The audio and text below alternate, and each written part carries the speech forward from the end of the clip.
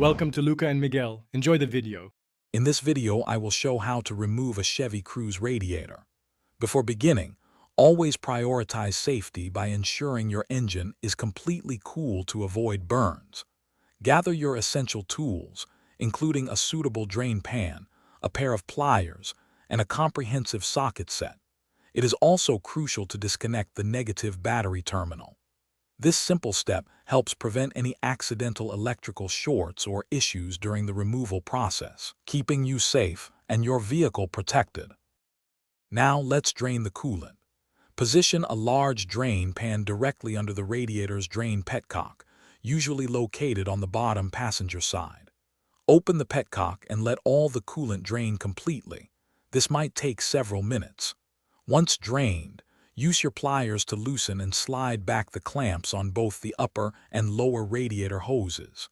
With the clamps moved, carefully twist and pull off both hoses from their connections, being mindful of any residual coolant.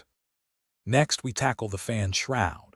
First, unplug the electrical connector from the cooling fan motor. Then you'll typically find 2 or 3 bolts securing the fan shroud to the radiator. Remove these.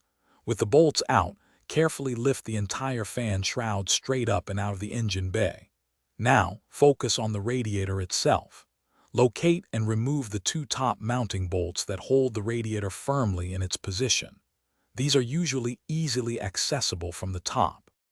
With the mounting bolts removed, the radiator is almost free.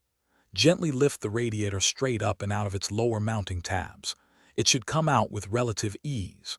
Before installing a new one, take a moment to inspect your old radiator for any signs of leaks or damage. When installing the new radiator, ensure its lower mounting tabs align perfectly.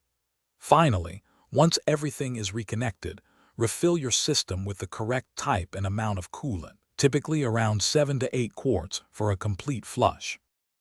Thanks for watching and please subscribe. It's the best investment you'll ever make.